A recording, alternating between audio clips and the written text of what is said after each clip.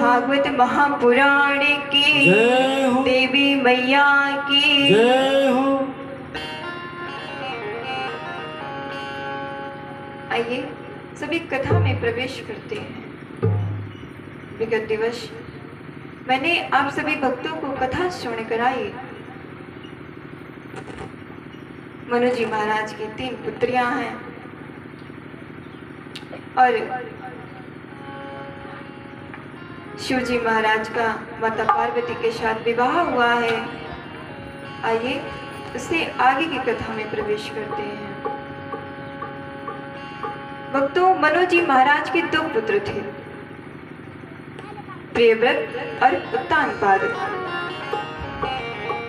उत्तानपाद जी ने 2 विवाह किए थे। उनकी 2 पत्नियां थी, एक सुनीति और दूसरी सुरुचि। सुनीति से एक पुत्र हुआ जिनका नाम था ध्रुव और सुरुचि से एक पुत्र हुआ जिनका नाम था उत्तम। सर्वप्रथम सुनीति को ध्रुव हुए और जब उत्तानपाद जी ने विवाह किया सुरुचि के साथ में, वे जाकर के दूसरे महल में रहने लगे। ध्रुव 5 वर्ष के हो गए हैं, परंतु उन्होंने अभी तक अपने पिता का मुख नहीं देखा है महाराज कि मेरे पिता कौन है। 5 वर्ष के होने के बाद आज वो अपनी माँ से पूछ रहे हैं कि मैया मेरे पिता कौन है। मैं इतना बड़ा हो गया हूँ, जन्म से लेकर के आज 5 वर्षों के बाद मैंने अपने पिता को नहीं देखा। माता कहती है, पुत्र आपके पिता दूसरे महल में रहते हैं, आपकी दूसरी माँ के साथ, सैनिकों के साथ में। ध्रुव को भेज देती है। जब ध्रुव जाते हैं तो क्या देखते हैं महाराज कि उनके पिता के गोद में एक दूसरा बालक खेल रहा है। उनकी भी इच्छा होती है कि मैं भी अपने पिता की गोद में बैठूं। और उत्तानपाद भी प्रसन्न होकर के अपने बड़े पुत्र ध्रुव को देख रहे हैं कि आज मेरा पुत्र 5 वर्ष का हो गया है। जैसे ही ध्रुव पिता की गोदी में बैठने ही वाले थे, उनकी मैया आ गई सुरुचि महारानी और आकर के कहने लगी कि देख, तुझे अपने पिता की गोद में बैठना है तो जाकर के तपस्या कर। तपस्या करने के बाद यदि तुझे प्रभु का दर्शन मिलेगा तो उनसे वरदान मांगना कि हे प्रभु, मेरा अगला जन्म मेरी माता सुरुचि के गर्भ से हो, तब तुझे तेरे पिता की गोद में बैठने को मिलेगा। ध्रुव जी महाराज वहीं पर रोने लगे और अपनी माँ के पास पहुंचे और आकर के बोलने लगे कि माँ, मेरी दूसरी माँ ने मुझसे कहा है कि जब मैं दूसरी बार जन्म लूंगा और उनके गर्भ से लूंगा तभी मुझे अपने पिता की गोद में बैठने को मिलेगा। और तपस्या करने के बाद जब प्रभु का दर्शन मिले तो मैं उनसे यही वरदान मांगू। मैया ने कहा, बेटा, हे पुत्र, गलत ही क्या कहा है, जाकर के तपस्या करो। इस सांसारिक मोह माया में कुछ नहीं रखा हुआ है, यहाँ पर कुछ नहीं है, जाओ और जाकर के तपस्या करो। 5 वर्ष की आयु में आज ध्रुव जी महाराज तपस्या करने के लिए निकल पड़े और उन्हें रास्ते में नारद जी महाराज मिले और उन्हें मंत्र दिया। ध्रुव जी महाराज जंगल की ओर गए और जाकर के तपस्या करने लगे। 6 माह तक तपस्या किए। कितने माह तक? 6 माह तक तपस्या किए, बिना कुछ खाए पिए। जंगल में कभी पत्तियां खाते तो कभी जलपान करके ही रहते, कभी बेर मिल जाती तो बेर तोड़कर खा लेते। जब 6ठा महीना आया तो महाराज वो वायु पीकर रहने लगे।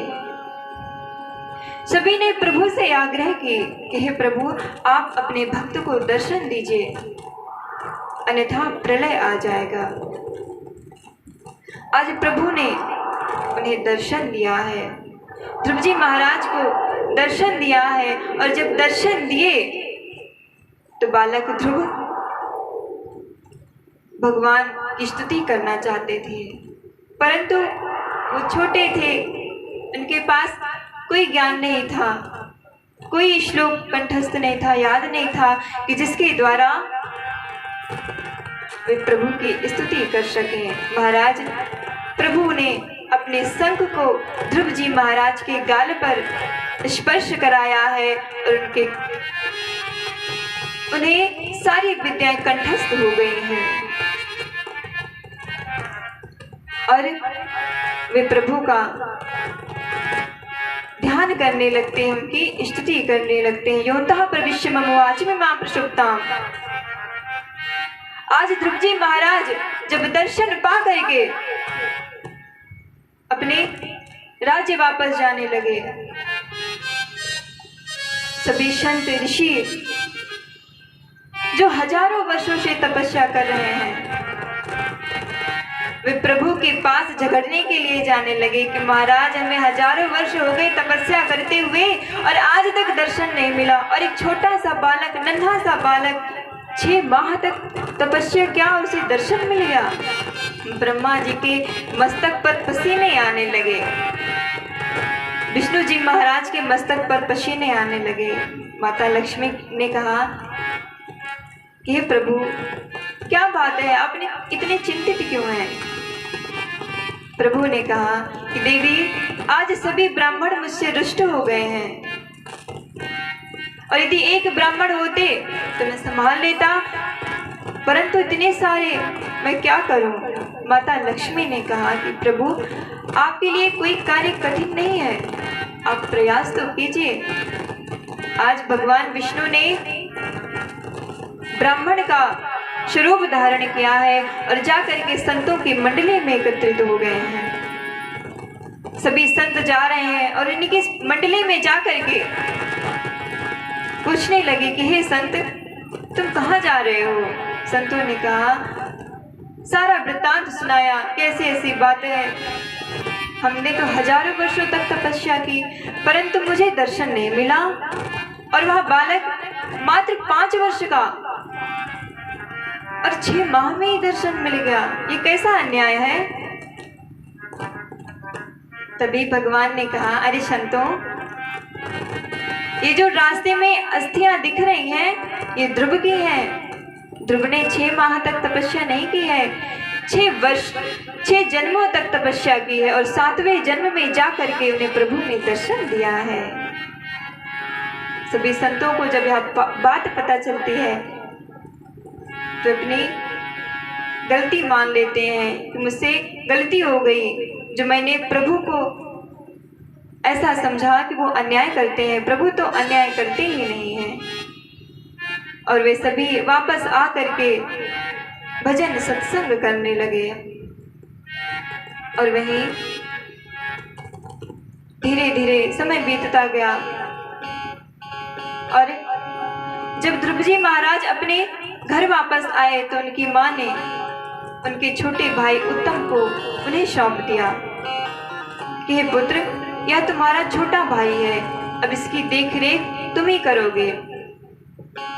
अब एक दिन क्या होता है कि उत्तम शिकार खेलने जाते हैं और वहीं पर युद्ध होता है कुबेर के पुत्रों के साथ। जब यह बात ध्रुव जी महाराज को पता चलता है कि उनका भाई युद्ध में मारा गया, तब वे कुबेर के पास पहुंचते हैं और कुबेर के ऊपर हाथ उठा लेते हैं। तभी ब्रह्मा जी आते हैं कि हे पुत्र, तुमने अपने जीवन में बहुत ही अनेकों कार्य ऐसे किए हैं जिससे तुम पुण्य के भागीदारी हो। यदि आज तुमने इसकी हत्या कर दी तो वे सारे पुण्य तुम्हारे नष्ट हो जाएंगे, अतः आप इसे छोड़ दीजिए। ध्रुव जी महाराज ने कुबेर को छोड़ दिया है और कुबेर ने उन्हें वरदान दिया है कि जाओ और जा करके तुम राज्य करो। धीरे धीरे समय बीतता गया और आज ध्रुव को प्रभु के पार्षद लेने आए हैं। जब प्रभु के पार्षद आए तो देखिए, आप लोग क्षण भर के कार्य के लिए प्रभु को भूल जाते हैं, परंतु ध्रुव जी महाराज की भावनाओं को तो देखिए। पार्षद खड़े हुए हैं परंतु कहते रहे, पार्षद रुकिए, अभी नहीं चलना, मेरा नित्य कर्म बचा हुआ है, पहले मैं संध्या करूंगा, उसके पश्चात ही चलूंगा।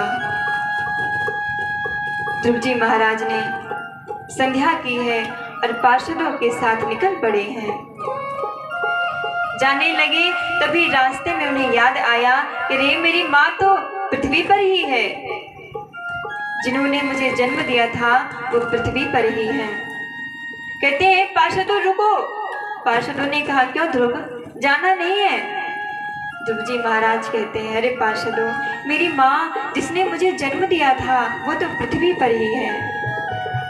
पार्षदों ने कहा कि जिसके कुल में आप जैसा पुत्र हो उसका कुल तो सातों जन्मों तक पुण्य का भागीदारी हो जाता। और देखो आपकी माँ दूसरे विमान में आगे आगे जा रही हैं भजन करते हुए। ध्रुव जी महाराज प्रसन्न हो जाते हैं और उनकी माँ भजन करते हुए जा रही हैं। हम सभी भी मिल करके ध्रुव जी महाराज और उनकी माँ के साथ उनका सुमिरन करते हैं। सभी प्रेम भाव से तालियों का सहयोग करते हुए और स्वयं को भगवान के चरणों में समर्पित करते हुए भजन का गायन करेंगे। जहाँ ले चलोगे वहीं